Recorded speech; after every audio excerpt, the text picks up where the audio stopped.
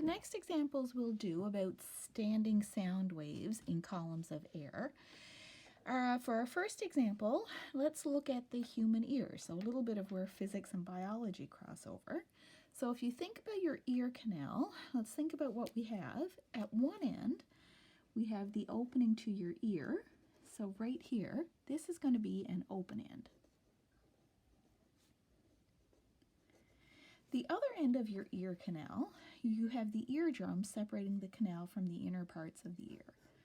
So your eardrum itself acts as a closed end.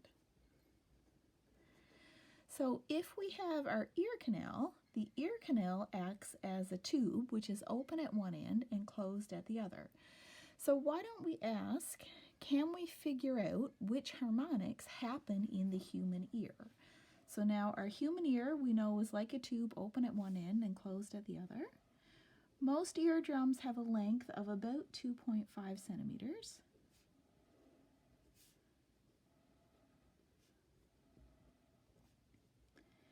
And if we have a tube that's open at one end and closed at the other, we know we can find the frequencies using our equation for the harmonic frequencies. Fm equals m times v over 4L, where m is your harmonic numbers. When your tubes are open at one end and closed at the other, we only have the odd harmonics, 1, 3, 5, and so on. So if we want to find the frequencies, we can just put in 1, 3, 5, put in our V, put in our L, and we can find the frequencies. We might have to be a little bit careful about that V though. V means the speed of sound in the medium in the tube. The medium in the tube is certainly air, but is the speed 343. Inside your eardrum, so V is the speed of sound in your ear. Is the temperature in your ear 20 degrees? Chances are good it is not. So your eardrum is inside your head. It's pretty warm, probably about typical body temperature, around 37 degrees Celsius. So we need to use our equation to find the speed of sound in this example. So in our equation, it's 331 plus the temperature in degrees Celsius plus 273 divided by 273, and we get a speed of sound of 353 meters per second. So that's the speed of sound in the air inside your eardrum. So we can use our equation from above now, and we can find what our different frequencies are. So our first frequency is 1 times 353 divided by 4 divided by 2.5 centimeters. That works out to be 3,530 hertz. For the second frequency, we put in m equals 3. Here's where the terminology gets a little weird. Our next frequency is actually the m equals 3 harmonic. So F1 is 1 times 353. I figure I'll just write in a couple of these details here in case not everybody watches the video. Some people might just look at the written notes. Okay, then F3 is 3 times 353 divided by 4 times the length. So our F3 is 10,600 hertz, and F5, we'll put F equals 5 in our equation, we get 17,700 hertz. Do you need to calculate F7? Well, F7 would be higher than 20,000 hertz, which is inaudible for most human beings, so we probably don't need to calculate that one because probably no human being could hear it. So what's the implication of this? If these are the frequencies for which we get standing waves in the air in our eardrums, it means that ears are very sensitive to these frequencies.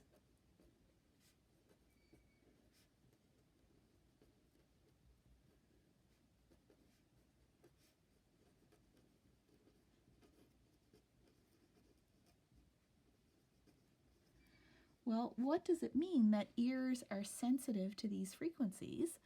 What it means is if you listen to a sound with any of these three particular frequencies, they will feel very loud to you. They will feel extra loud compared to frequencies just a little higher or a little lower.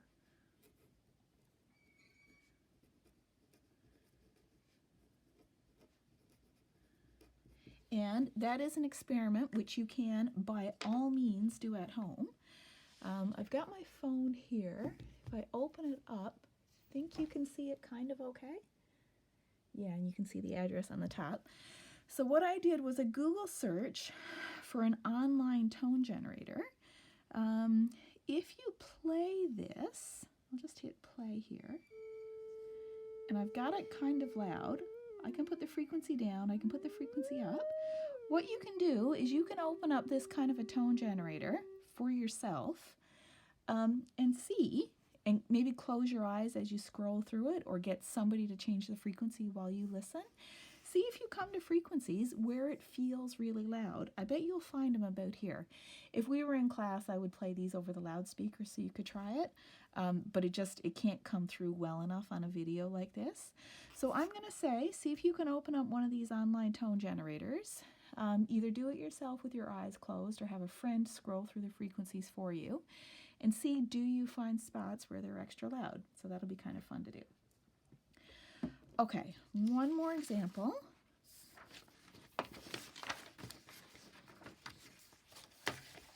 For this example, make sure the paper is straight.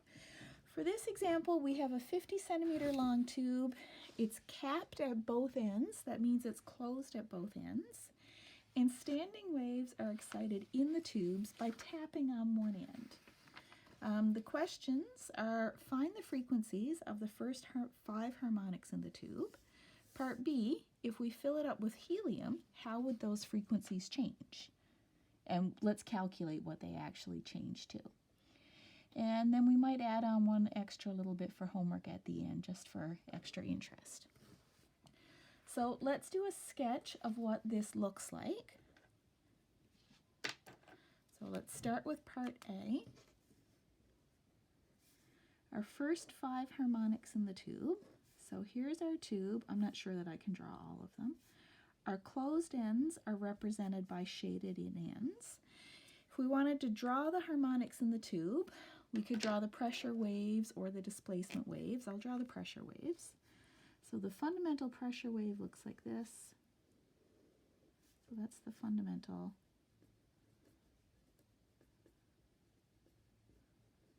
And these are pressure waves.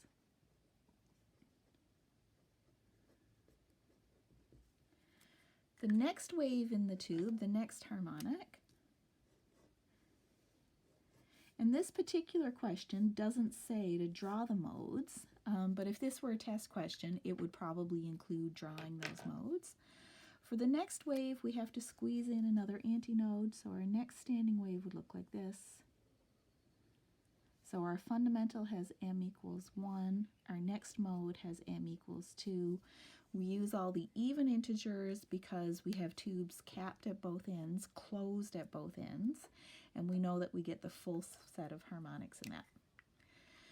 So to find our frequencies, each of the frequencies is Fm equals m times v over 2L. Doesn't say anything about the v, so we're going to assume we're in air at 20 degrees Celsius. V is 343 meters per second. L is equal to the length of the tube, 50 centimeters, 0.500 meters. M is the harmonic number, 1, 2, 3, 4, and 5. We're going to use each of those 5 values. If we put in m equals 1, our first frequency is 343 hertz. Our second frequency, F2, you can either put in 2 and V and L, or you can say it's 2 times F1. Either way is fine. They both give the right answer. 686 hertz. The next frequency, F3, we'll put in 3 for our M value, 1029 hertz.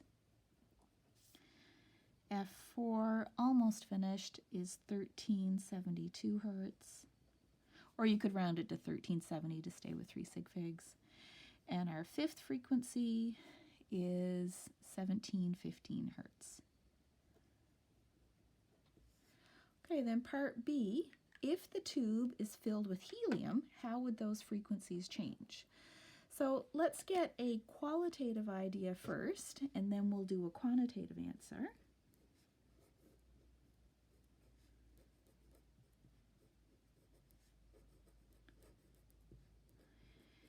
You may or may not know the answer for this guy on your own. If you've inhaled the helium out of a helium balloon, think about what happens to your voice. And if you're not sure what happens, maybe just have a quick pop on YouTube and search for, people talking with helium breath. So something we know about helium is that the speed of sound in helium is higher than it is in air. So the speed of sound in helium is actually 965 meters per second. The speed of sound in air is 343 meters per second. So if V is bigger, we expect for our frequencies to be bigger.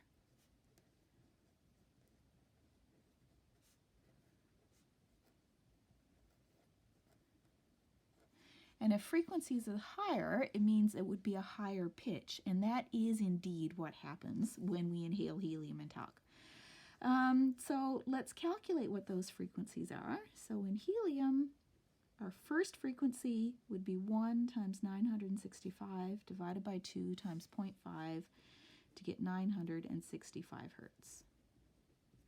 Our next frequency would be double the fundamental, 1930 hertz. Our next frequency is triple the fundamental, 2,895 hertz. Our fourth frequency is 4 times the fundamental, 3,860 hertz. And our fifth frequency is 4,825 hertz. One question I'll get you to do as homework, I will post the solution, but you try it on your own first, is what if we took one of the caps off, then what would we get for our first 5 frequencies?